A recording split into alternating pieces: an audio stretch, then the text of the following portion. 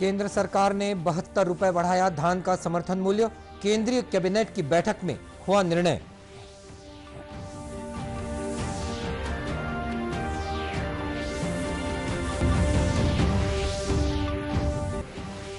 मुख्यमंत्री भूपेश बघेल ने बलौदाबाजार और महासमुंद जिले में 565 करोड़ रुपए के विकास कार्यों का लोकार्पण और भूमि पूजन किया।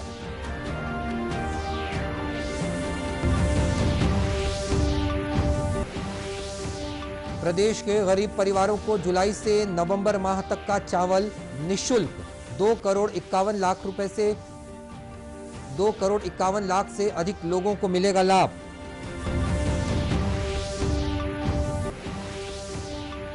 और छत्तीसगढ़ में 1-2 दिनों के भीतर सक्रिय होगा मॉनसून। 11 और 12 जून को भारी बारिश की संभावना।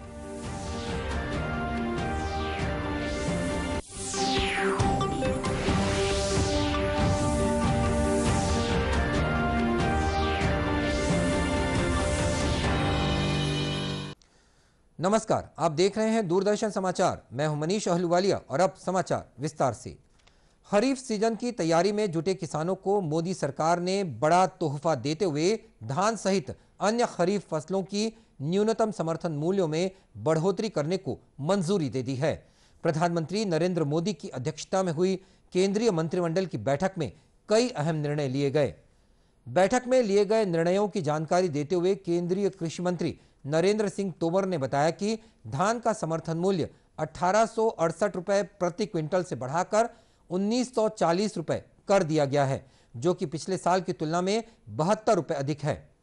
इस नए समर्थन मूल्य के बाद केंद्र सरकार के 25,000 करोड़ रुपए खर्च होंगे। धान जो सामान्य स्तर का है उसका भाव अभी 1868 रुपया था और अब 21-22 में ये 1940 रुपया हो गया। इसमें 72 रुपये प्रति कुंटल की बढ़ोतरी है, जो 50% से अधिक है। ऐसे में सभी के आपके सामने रख सकता हूं, लेकिन सामान्य तौर पर अगर आप देखेंगे तो बाजरा जो 20-21 में 2150 रुपया था और बाजरा अब 2250 रुपया होगा। 100 रुपए की प्रति कुंटल की वृद्धि है। अगर प्रतिशत में देखेंगे तो ये 85% की बढ़ोतरी है। इसी प्रकार से अगर हम तूर में अरहर की दाल में देखेंगे तो ये वृद्धि 62% है। उड़द की दाल में अगर देखेंगे तो ये वृद्धि 65% है। कृषि मंत्री श्री तोमर ने बताया कि तिल का समर्थन मूल्य 452 रुपए, तुअर और उड़द दाल की एमएसपी 300 रुपए बढ़ाई गई है। उन्होंने बताया कि बाजरा का समर्थन मूल्य 2150 रुपए से बढ़ाकर 2250 रुपए प्रति क्विंटल किया गया है। श्री तोमर ने बताया कि विगत 7 वर्षों में केंद्र सरकार ने किसानों के पक्ष में कई बड़े निर्णय लिए हैं ताकि किसानों की आमदनी बढ़ सके। मुख्यमंत्री भूपेश बघेल ने आज अपने निवास कार्यालय में आयोजित वर्चुअल कार्यक्रम के माध्यम से बलौदाबाजार, भाटापारा और महासमुंद जिले में 565 करोड़ रुपए की लागत के 1430 कार्यों का लोकार्पण और भूमि पूजन किया। इनमें से बलौदाबाजार जिले में 295 करोड़ रुपए की लागत के 1172 कार्य और महासमुंद जिले में 270 करोड़ रुपए की लागत के 258 कार्यों का लोकार्पण और भूमि पूजन किया गया। इस अवसर पर मुख्यमंत्री भूपेश बघेल ने कहा है कि कोरोना संक्रमण के कारण कुछ समय से विकास कार्य रुके हुए थे, लेकिन अब धीरे धीरे संक्रमण की रफ्तार कम होने के साथ ही विकास के दूसरे काम शुरू किए जा रहे हैं। इनमें सभी की सहभागिता जरूरी है। मुख्यमंत्री ने कहा कि आज के इस कार्यक्रम में जिले के विकास के लिए जरूरी कार्यों को प्राथमिकता के साथ पूरा करने के लिए विभिन्न निर्माण कार्यों की शुरुआत की जा रही है। मुख्यमंत्री ने कहा कि पिछले कोरोना काल की तरह इस बार भी मनरेगा के माध्यम से लोगों को रोजगार देने के मामले में छत्तीसगढ़ ने बेहतर प्रदर्शन किया है।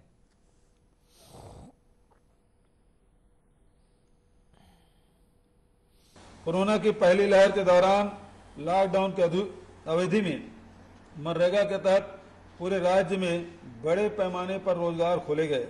पिछले साल छत्तीसगढ़ की गिनती मनरेगा में सबसे ज्यादा रोजगार उपलब्ध कराने वाले राज्यों में थी। इस साल भी हम उसी रफ्तार से काम खोल रहे हैं। इस वित्तीय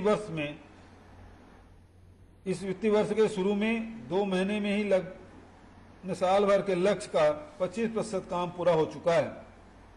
इन 2 महीनों में ही अब 27,13,000 मजदूरों को रोजगार मिल चुका है। उसमें 355 करोड़ रुपए का भुगतान किया गया। मुख्यमंत्री ने उम्मीद जताई कि बहुत जल्द ही सब कुछ सामान्य हो जाएगा और सड़क, पुल पुलिया, एनीकट और नालों के निर्माण का कार्य भी तेजी से चलेगा। देश में पिछले 24 घंटों में कोरोना संक्रमण के 92,596 मामले दर्ज किए गए हैं, जबकि 1,62,000 मरीज स्वस्थ हुए हैं। वर्तमान में संक्रमण से ठीक होने वालों की दर बढ़कर 94.55% हो गई है। अब तक देश में 2 करोड़ 75 लाख से अधिक लोग स्वस्थ हो चुके हैं। इस समय संक्रमित लोगों की कुल संख्या 12,31,000 से कुछ अधिक रह गई है, जबकि इस बीमारी से अब तक 3,53,528 लोगों की मृत्यु हो चुकी है। विश्व के सबसे बड़े टीकाकरण अभियान के तहत देश में अब तक 23 करोड़ 90 लाख से अधिक कोविड टीके लगाए जा चुके हैं। भारतीय आयुर्विज्ञान परिषद ICMR ने कहा है कि 37 करोड़ 1 लाख नमूनों की जांच भी की जा चुकी है। इधर छत्तीसगढ़ में पिछले 24 घंटों के भीतर कोरोना के 1,102 नए मरीजों की पहचान की गई है। इस तरह प्रदेश में कोरोना संक्रमित कुल मरीजों की संख्या 9,82,962 हो गई है, जबकि इनमें से 9,50,234 लोग स्वस्थ हो चुके हैं। प्रदेश में कुल सक्रिय मरीजों की संख्या 19,471 है, जबकि 13,257 लोगों की मृत्यु हो चुकी है। वहीं प्रदेश में कोविड से बचाने के लिए 45 साल से अधिक उम्र के 75% लोगों को वैक्सीन की दोनों डोज लगाई जा चुकी है। केंद्र सरकार द्वारा 18 साल से अधिक उम्र के लोगों को फ्री वैक्सीन देने की घोषणा के बाद छत्तीसगढ़ में टीकाकरण के लिए शुरू किया गया CG टीका पोर्टल बंद हो जाएगा। दरअसल केंद्र सरकार द्वारा टीकाकरण के लिए कोविन पोर्टल बनाया गया है, जिसमें पंजीयन करवाने के बाद कोई भी व्यक्ति टीका लगवा सकता है। चूंकि 18 साल से अधिक उम्र के लोगों का वैक्सीनेशन 1 मई से राज्य सरकारों द्वारा किया जा रहा है, इसीलिए छत्तीसगढ़ सरकार ने टीकाकरण के सुचारू संचालन के लिए CG टीका पोर्टल तैयार करवाया था, जिसमें लगभग 30 लाख से अधिक लोगों ने अपना पंजीयन भी करवाया, जबकि प्रदेश में इस उम्र के लगभग 8.5 लाख लोगों को ही टीका लग पाया है। प्रदेश के स्वास्थ्य मंत्री TS सिंहदेव ने कहा है कि प्रदेश में टीकाकरण अब केंद्र सरकार के कोविन पोर्टल पर रजिस्ट्रेशन के आधार पर ही होगा और यही वजह है कि CG पोर्टल को बंद किया जाएगा।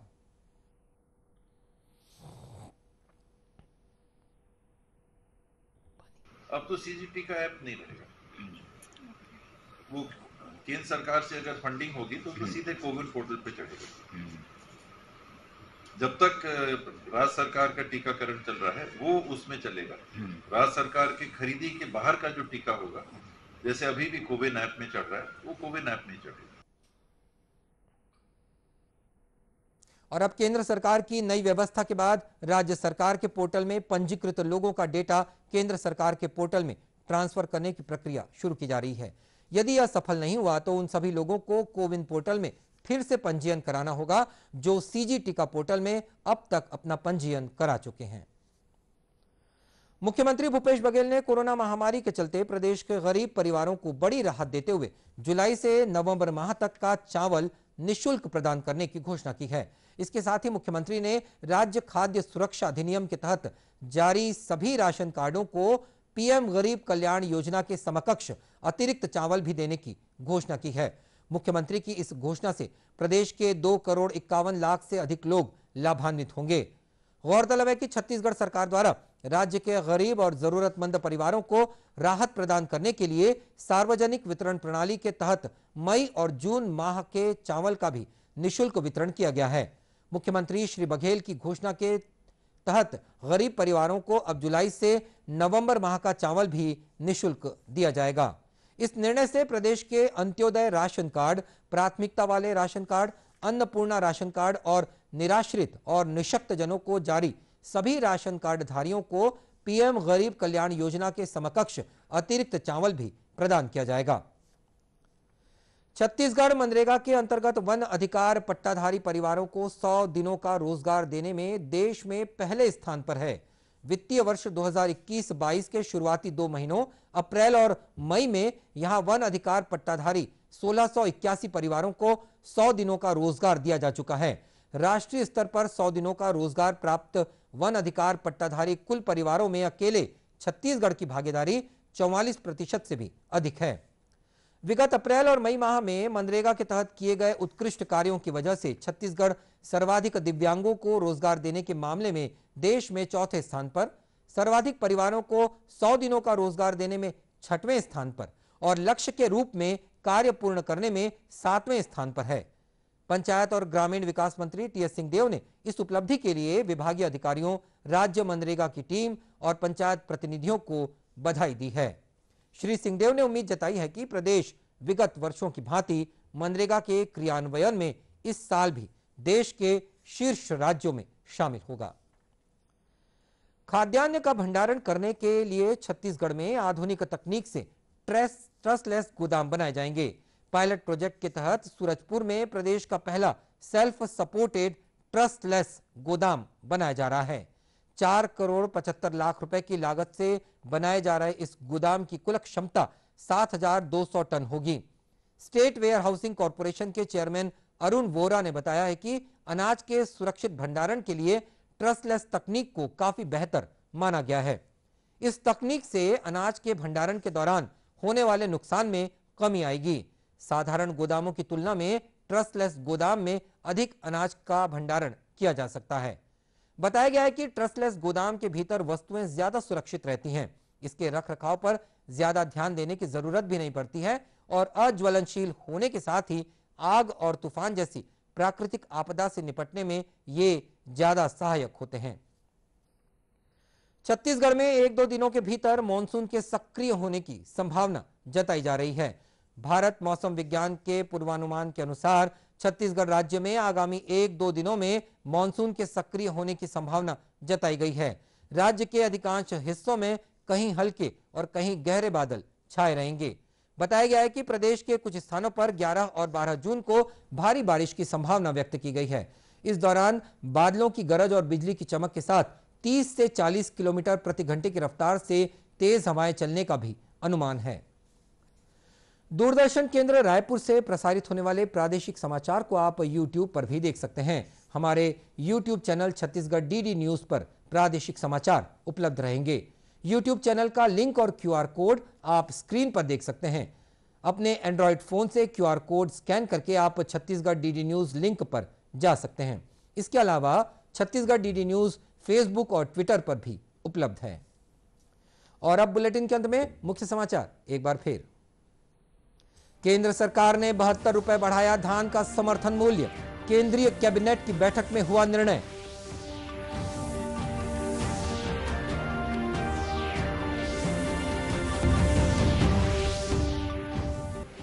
मुख्यमंत्री भूपेश बघेल ने बलौदाबाजार और महासमुंद जिले में 565 करोड़ रुपए के विकास कार्यों का लोकार्पण और भूमि पूजन किया।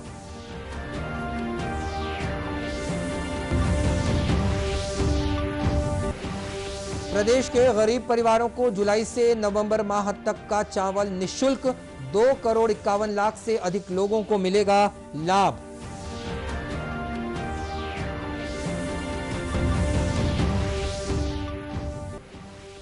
और छत्तीसगढ़ में 1-2 दिनों के भीतर सक्रिय होगा मानसून, 11 और 12 जून को भारी बारिश की संभावना।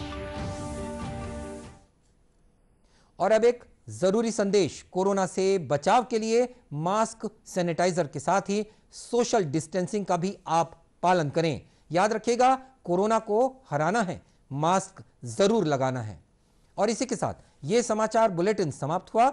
नमस्कार।